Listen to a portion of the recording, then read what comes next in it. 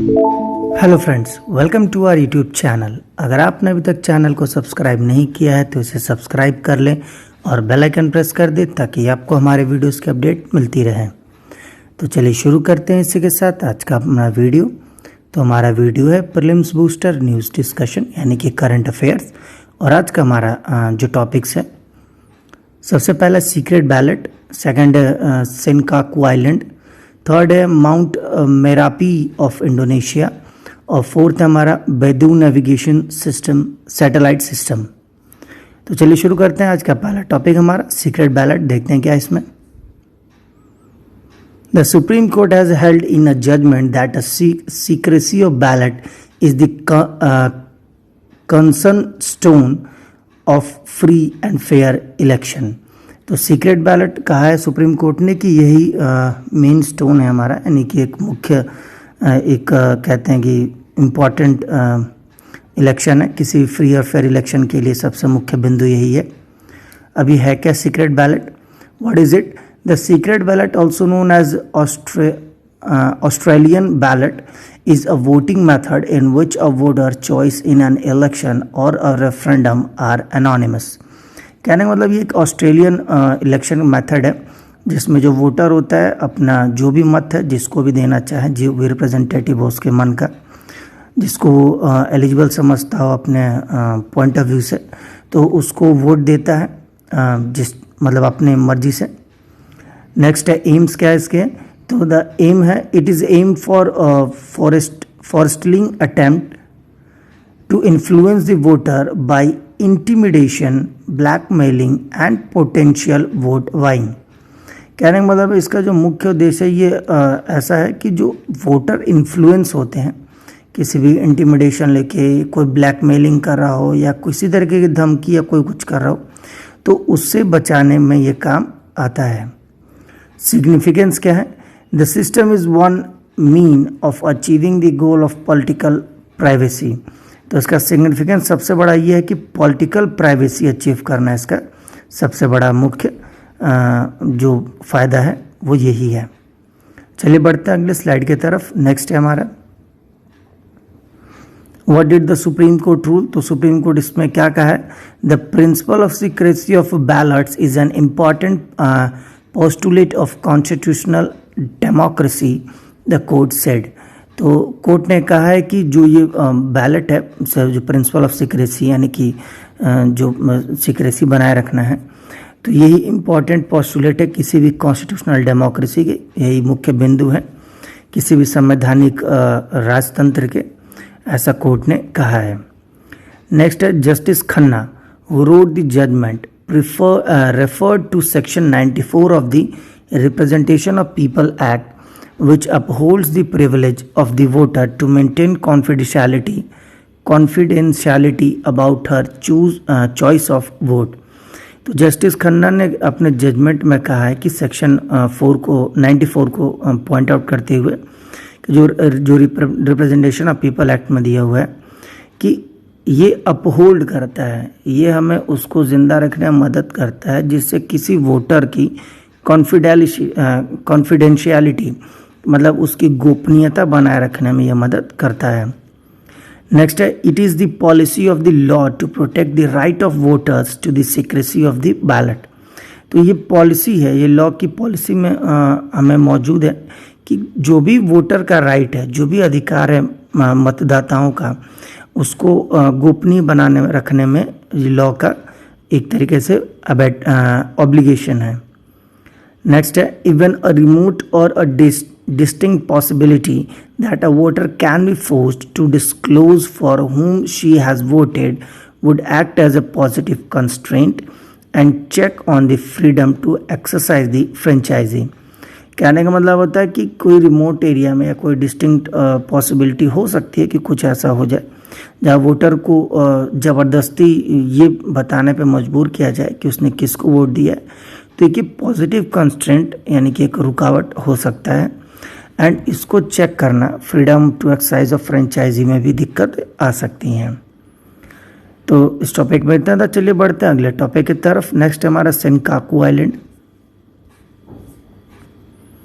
Japan has approved a plan to change the name of area covering the Tokyo-controlled Senkaku Island, known by the Taiwan and Chinese as the Daiusu, from Tonoshiro to Tonoshiro Senkaku. तो कहने का मतलब है Japan ने approve कर दिया है कि जो एरिया टोक्यो के जो कवर करता है, जिसको जो मतलब सेनकाकू आइलैंड को कंट्रोल कर रहा है, तो उसको known by Taiwan and China as the Diaoyu, तो जो ताइवान और चाइना है उसको डायोसूस के नाम से जानता है, तो उसको उसने अभी तोनोशिरो सेनकाकू नाम बदला है। अब सेनकाकू आइलैंड है क्या, लोकेशन है, the Senkaku island are a group of uninhabited island in the East China Sea, तो जो पूर्व चाइना सी में एक आइलैंड है ये सेनकाकू आइलैंड, जो कि अनइनहैबिटेड यानी वहाँ कोई रहता नहीं है। चलिए बढ़ते हैं अगले स्लाइड में। They are located east of mainland China and north of the south west end of the Ryukyu island, तो ये मेनलैंड चाइना के पूर्वी दिशा में है और जो उत्तरी दिशा में जो दक्षिणी पश्चिमी जो इलाका है रियाकोकू आइलैंड का, तो उसके उत्तरी दिशा में आता है। Names, they are also known as the Diaoyu Island in mainland China, the Diaoyu Island in Taiwan and the Prince Pinnacle Island by the other observers। तो इसको दायू आइलैंड के नाम से भी जाना जाता है मेनलैंड चाइना में, और जो दायूताई आइलैंड है ताइवान में वो उसका and Pinnacle island by other observer. तो दायूताई आइलैंड ताइवान कहते हैं और पिनाकल आइलैंड बाकी के जो वहाँ के कंट्रीज हैं वो उसको बोलते हैं। कहने मतलब ये है एक ही आइलैंड सेनकाकू आइलैंड, जिसको अलग अलग नाम से जाना जाता है। कोई इसको दायून बोलता है जैसे कि चाइना, तो कोई दायूताई बोलता है जैसे कि ताइवान, या बाकी जो कंट्रीज है उसको पिनाकल आइलैंड बोलते हैं। नेक्स्ट है dispute, the island are the focus of a territorial dispute between Japan and China and between the Japan and Taiwan. तो जो डिस्प्यूट है वो जापान चाइना और जापान ताइवान के बीच में है। एडमिनिस्ट्रेशन किसका है इसके ऊपर, तो Japan administer and control the Senkaku island as a part of the city of Ishigaki in Okinawa prefecture.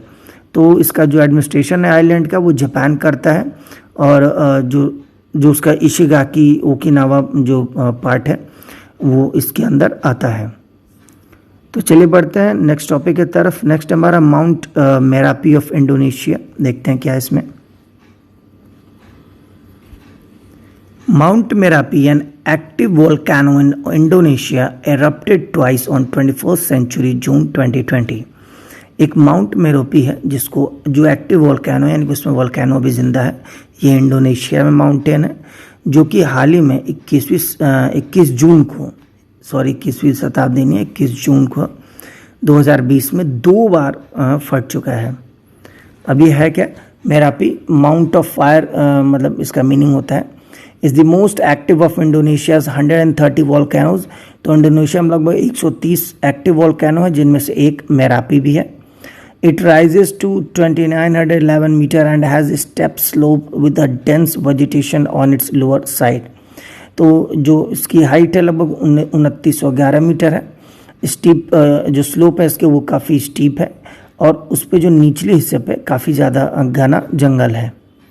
It is located near the center of island of Java and Indonesian's cultural capital Yogyakarta। तो जो इसका location है वो central of island जावा के मध्य में है, और Indonesian जो कल्चरल कैपिटल है योगाकार्ता, इन दोनों के मतलब जावा और योगाकार्ता के बीच में आता है। Mount Merapi's last significant eruption was in 2010। At the time, more than 300 people were killed and some of 280,000 residents were forced to evacuate the surrounding areas। तो पिछली बार ये 2010 में फटा था, जिसमें लगभग 300 लोगों की जान गई थी और 2,80,000 लोगों को मजबूरन वहाँ से वो इलाका खाली करके जाना पड़ा था। तो इस टॉपिक में इतना था। चलिए बढ़ते हैं अपना अगले और आखिरी टॉपिक की तरफ। नेक्स्ट हमारा बेदू नेविगेशन सैटेलाइट सिस्टम, देखते हैं क्या ये सैटेलाइट सिस्टम में क्या है। China launch the final satellite in its BeiDou constellations on board Long March 3 rocket. तो चाइना ने अपना जो लास्ट सैटेलाइट था बेदू नेविगेशन सैटेलाइट सिस्टम का, उसको उसने भी लॉन्च कर दिया है मार्क 3 रॉकेट से। अब ये है क्या BeiDou, what is it? It is a Chinese satellite navigation system. तो ये चाइना का नेविगेशन सिस्टम है। टाइप क्या है? मिलिट्री एंड कमर्शियल, ये दोनों इस्तेमाल के लिए आता है। कवरेज है पूरा ग्लोब। टोटल सैटेलाइट है the full constellation is schedule to comprise of 35 satellite. इसमें लगभग 35 सैटेलाइट है इस नेविगेशन सिस्टम में। चलिए बढ़ते अगले स्लाइड में। What are the various navigation satellite system? तो बाकी और जो कंट्रीज के जो सिस्टम है नेविगेशन कौन कौन से? There are 4 global GNSS system. तो ग्लोबल नेविगेशन सिस्टम जो है हमारा वो लगभग 4 है। GPS है जो US का है, ग्लोनस रसिया का है, गैलीलियो यूरोपियन यूनियन का है और बेदू चाइना का है। एडिशनली 2 रीजनल सैटेलाइट सिस्टम भी हैं। एक QZSS है जो कि जापान का है और IRNSS और नाविक जिसको बोलते हैं ये हमारा इंडिया का है। तो फ्रेंड्स इसी के साथ आज का हमारा वीडियो समाप्त होता है। जाने से पहले अगर आपको हमारा वीडियो अच्छा लगा हो तो इसे लाइक करें, शेयर करें और हमारे चैनल को जरूर सब्सक्राइब करें। साथ ही आप हमें नीचे कमेंट बॉक्स में अपने सजेशंस जरूर दें। तब तक के लिए मिलते हैं आपसे अगले वीडियो में। Thank you for watching and bye bye.